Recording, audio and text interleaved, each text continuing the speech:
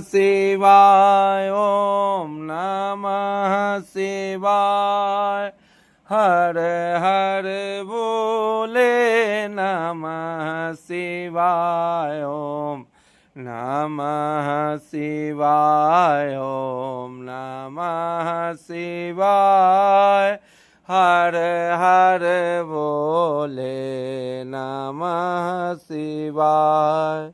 ब्रह्मा जी ने कहा, हे नारद, मैंने मुक्ति प्राप्त करने के लिए तुम्हें यह मुक्ति युक्ति बताई है। अब एक अन्य उपाय सुनो, जिसके अनुसार आचरण करने पर शिव जी की भक्ति दृढ़ होती है।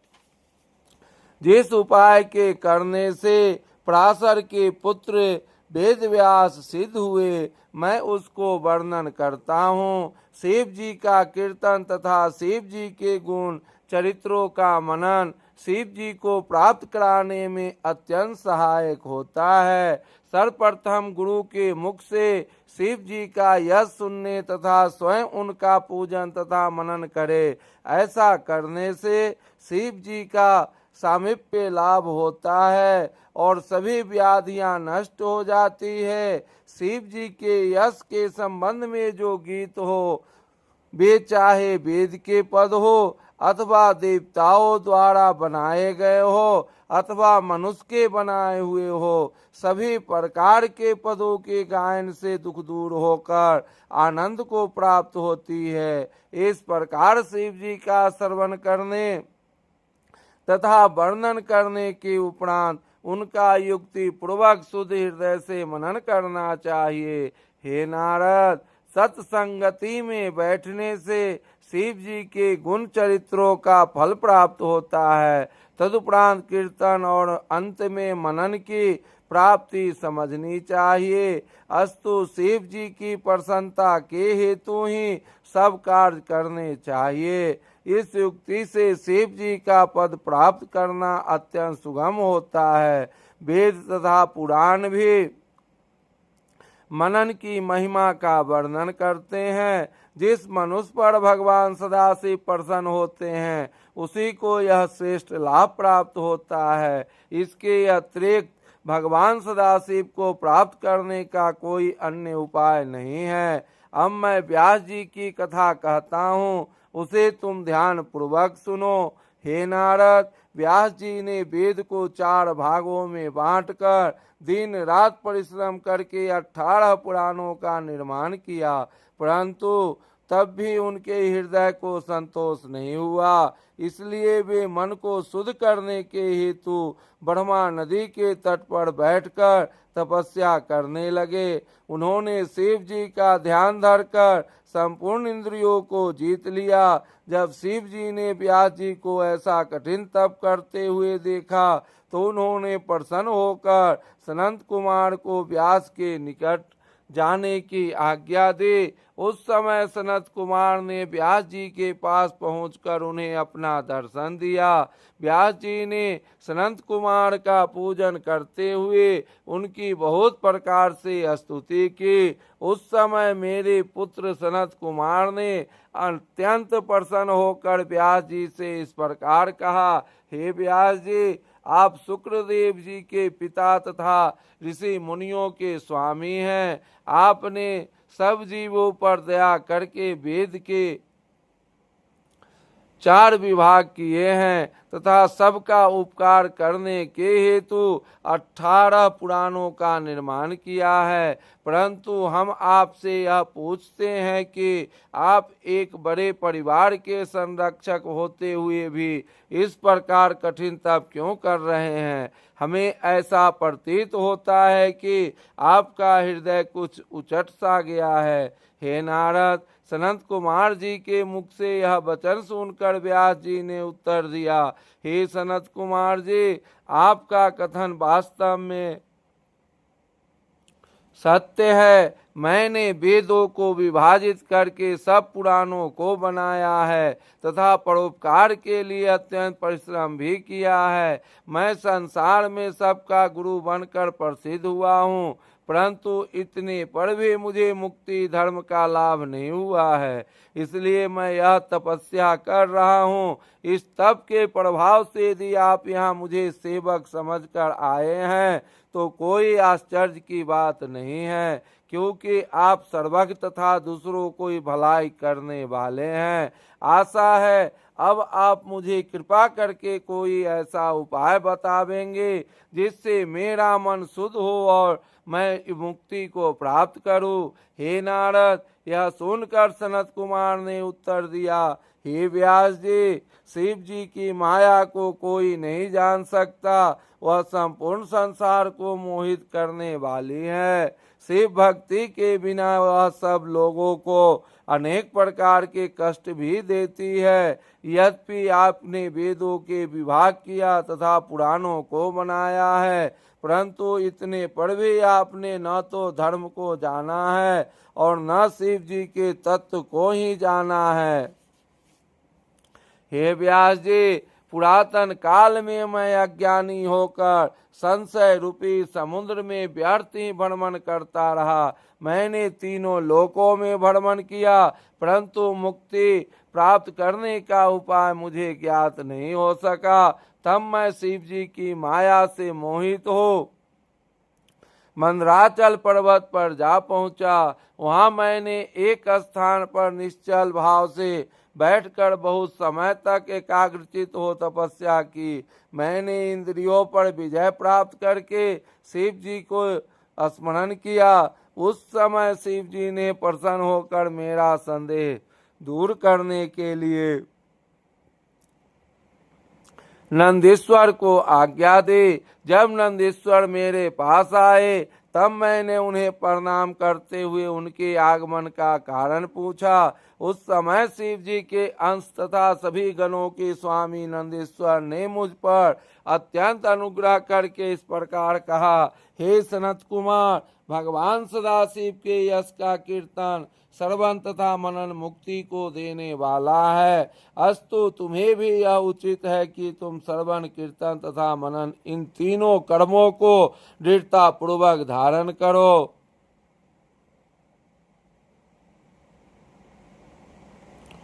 इस प्रकार मुझे उपदेश देकर नंदीश्वर शिव जी के समीप चले गए।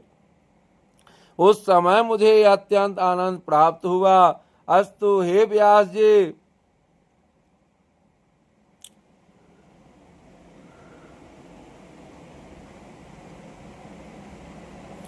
आपको भी यह उचित है कि आप भी इन तीनों उपायों को आश्रय लेकर मुक्ति को प्राप्त करें।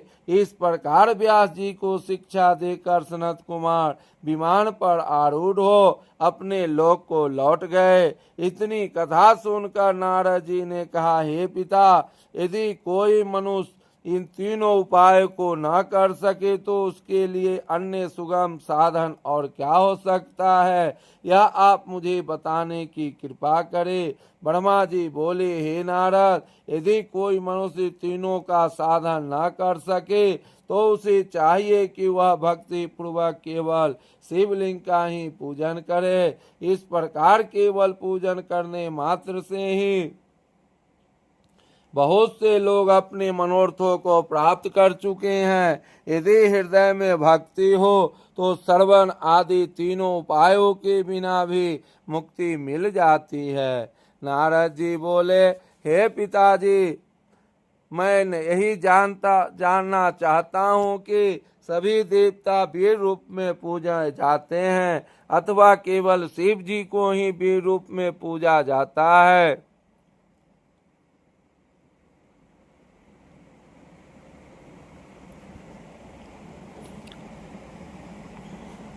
आप मुझे यह भी बताएं कि क्या केवल शिव जी के ही लिंग की पूजा करनी चाहिए, अन्य देवताओं की नहीं। यह सुनकर ब्रह्मा जी ने उत्तर दिया, हे नारद, तुम्हारे इस प्रश्न का उत्तर भगवान सदाशिव के अतिरिक्त कोई अन्य नहीं दे सकता। इस संबंध में मैं उन्होंने मुझसे जो कुछ कहा था वह मैं तुम्हें सुनाता हूँ। इस वृत्तांत को सुनने से दोनों लोकों में अत्यंत आनंद प्राप्त होता है। भगवान सदाशिव ब्रह्म स्वरूप निर्गुण सगुण लिंग रूप तथा निराकार हैं। शिव जी के वीर स्वरूप का वर्णन साकार रूप में किया जाता है। अस्तु लिंग तथा वीर इन दोनों रूपों में भगवान सदाशिव सब लोगों के द्वारा पूजा किए जाने योग्य हैं। ब्रह्मा का नाम किसी अन्य देवता के लिए नहीं दिया जा सकता। यह तीनों लोक भगवान सदाशिव के सेवक है, क्योंकि उनके अतिरिक्त अन्य कोई देवता निष्कलंक नहीं है। यही कारण है कि अन्य किसी देवता को अपने लिंग की पूजा नहीं करानी चाहिए। अन्य सभी देवताओं में ब्रह्म तत्व अधिक मात्रा में नहीं पाया जाता है, इसलिए शिव जी का वीरलिंग सब देवताओं द्वारा पूजा किया जाने योग्य है। यह बात अत्यंत प्राचीन तथा प्रसिद्ध भी है। जो मनुष्य इस वृत्तांत को पढ़ते हैं उन्हें भी सभी सिद्धियां प्राप्त होती है। हे नारद, इसी संबंध में मैं नंदीश्वर ने सनत कुमार से बहुत कुछ कहा था। सनत कुमार ने एक बार उनसे यह कहा, हे नंदीश्वर, आपने शिव जी के अत्यंत पवित्र चरित्रों का वर्णन किया है, परंतु आपने शिव जी के लिंग का पूजन का जो प्रतिपादन किया है उससे मेरे मन में संदेह की उत्पत्ति हुई है। मैं यह चाहता हूँ कि आप मुझे शिव जी के लिंग का वर्णन सुनाने की कृपा करें। यह सुनकर नंदीश्वर ने उत्तर दिया, हे सनत कुमार, पिछले कल्प में जब प्रलय हो गया उस समय ब्रह्मा तथा विष्णु एक दूसरे से विवाद करते हुए परस्पर युद्ध करने लगे। तब भगवान सदाशिव उन दोनों का अहंकार दूर करने के हेतु एक आदि अंत से रहित ज्योतिमय खंभे के रूप में प्रकट हुए। वह खंभा लिंग के समान लक्षणों वाला था। उस समय शिव जी ने उन दोनों के अहंकार को नष्ट कर परम धर्म की शिक्षा दी।